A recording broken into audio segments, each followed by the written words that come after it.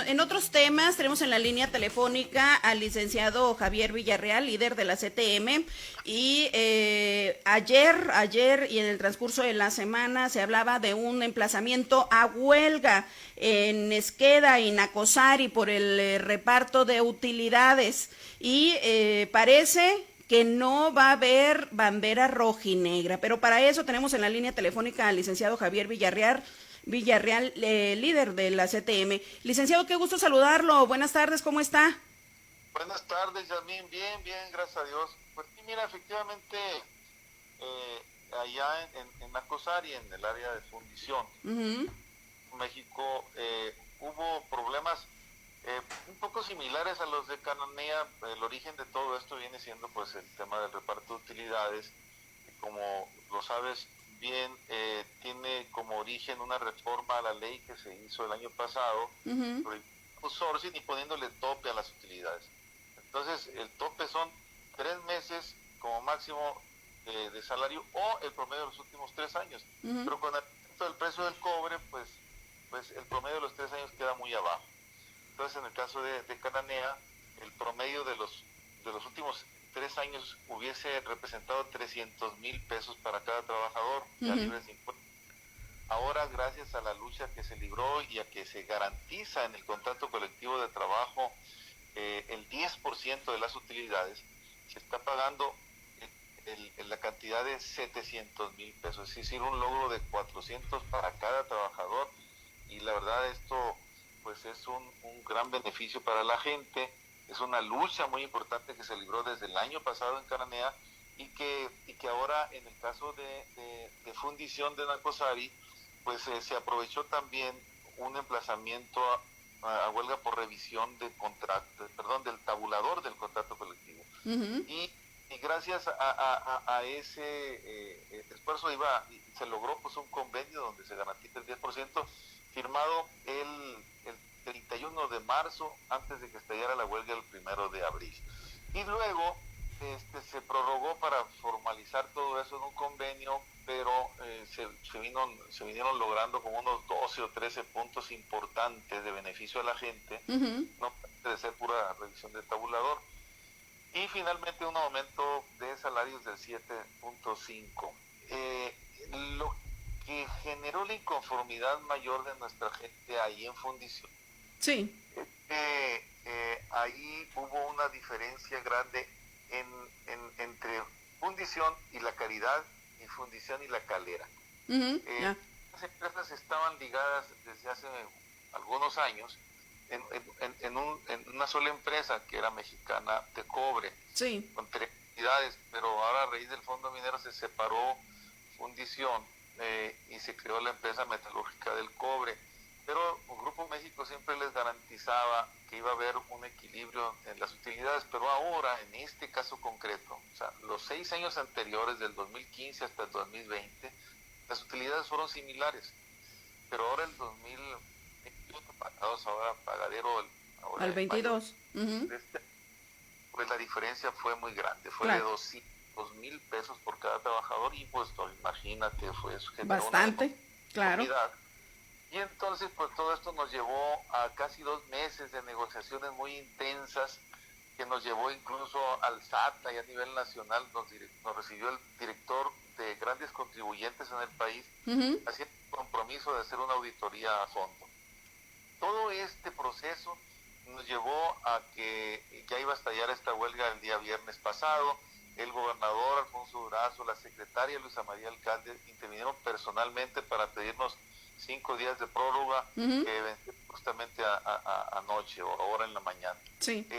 Finalmente, después de muchos esfuerzos y de diálogo y discusión, finalmente se le informó a la base trabajadora en fundición en 2 asambleas, anoche a las 11 de la noche y la tercera hoy en la mañana antes de las 7, el resultado de todos los esfuerzos realizados y también lo que se había conseguido. ¿Qué se consiguió? El convenio de garantía del 10%.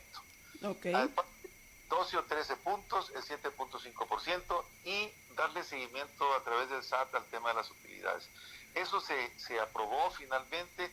La gente ya no decidió ir a huelga, prefieren avanzar en esto del SAT, y debo decirte que la diferencia, si no se hubiese logrado este convenio del 10%, hubiesen recibido 100,000 pesos menos ahí en fundición.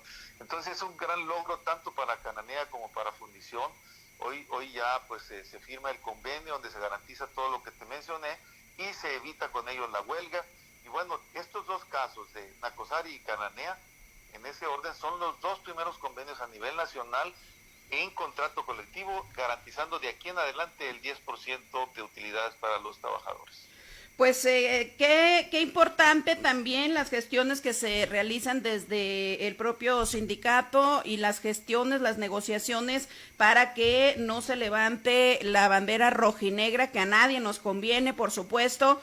Llegan a este arreglo afortunadamente y se va la sombra de la huelga por lo pronto. Así es, y esperamos que ya con estas bases ya podamos ir avanzando en un proceso que hemos traído ya durante los últimos 10 o 12 años de estabilidad laboral, de diálogo, de armonía, pero sí, cuando le tocas el bolsillo a nuestros compañeros, pues ahí viene el reclamo. Afortunadamente la empresa lo ha registrado y hay la voluntad, según nos lo han expresado, de que de aquí en adelante tenemos que buscar los equilibrios para que no haya este tipo de diferencias tan grandes. Esperemos que esto así suceda y estaremos muy pendientes de la auditoría que va a llevar a cabo el SAT.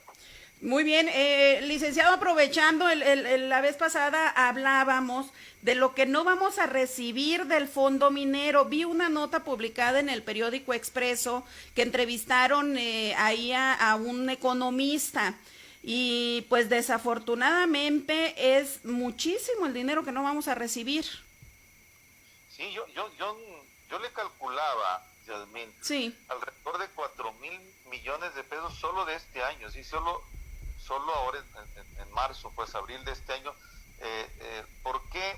Porque con este incremento pues en el precio del cobre las utilidades fueron altas, pero aparte el oro, la plata y otros metales, pero si le agregamos a esto el año 2020, el 19, el 18, que son estos 4 años en que no se ha podido disponer del fondo, pues es muchísimo dinero. Sí. Yo creo que son muchas las necesidades que hay, no solo en infraestructura, también en temas de salud, de educación, de beneficio a los estudiantes.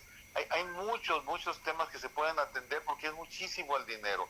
Entonces nuestro llamado es a que este fondo minero pues regrese a Sonora y a los estados mineros del país, porque fue el espíritu. Estamos hablando del 7.5 y 8% de las utilidades de las empresas del sector minero, que esos recursos, al ser tan cuantiosos, deben de regresar a las comunidades mineras para crear incluso proyectos productivos. Eventualmente una mina termina su vida útil y entonces quedarían proyectos productivos para que la gente tenga áreas de donde vivir en materia de, obviamente, desarrollo agropecuario, comercial, industrial y demás. Entonces, son recursos muy grandes. Le hemos hecho el llamado al gobernador, al presidente de la República, para que se reconsidere. Ellos nos dicen, Yasmín, sí, que ha habido malos manejos y que no se les puede acusar que se les acusa de corruptos y no de atarantados.